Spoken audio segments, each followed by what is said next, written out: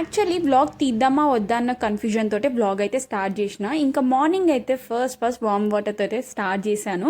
Full చలేస్తుంది, అసలు బయటికి రావాలంటేనే భయం అవుతుంది, అంత చలేస్తుంది. ఇంకా కొద్దిసేపు అలా ఎండలో ఉందామని చెప్పేసి పైకి అయితే చూడడానికి ఎండ కొడుతున్నట్టే అనిపిస్తుంది, కానీ ఫుల్ చలేస్తుంది అసలు. ఇంకా డ్రాగన్ ఫ్రూట్ ప్లాంట్కి అయితే వాటర్ పోసి, డ్రాగన్ ఫ్రూట్ పెద్దగా పెరగడానికి ఆల్మోస్ట్ 2 years పడుతుంది అన్నారు. బట్ నాకైతే 1 to 2 months లోనే మంచి ఇలా స్టెమ్స్ అయితే వచ్చేసాయి. ఇంకా అదైతే తెగిపోవడానికి కూడా వస్తుంది. ఏం చేయాలో మీకు ఏమైనా టిప్స్ తెలిసే let me know in the comments.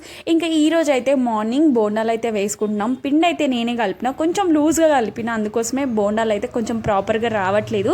ఇంకా ఈ రోజుకైతే నా కెమెరామ్యాన్ అయితే మా మమ్మీ 2-3 వేరియేషన్స్లో తీసింది. బట్ ఒక్కటే షాట్లు అన్ని పెట్టలేను కాబట్టి ఏదో ఒకటి ప్రాపర్గా వచ్చింది అయితే పెట్టిన. ఇంకా షేప్ అయితే డిఫరెంట్గా వచ్చింది. డిఫరెంట్ షేప్ కనిపించినా సరే, చేసినా సరే, మనం ఫస్ట్ దానికి పెట్టే పేరు అమీబా అనే.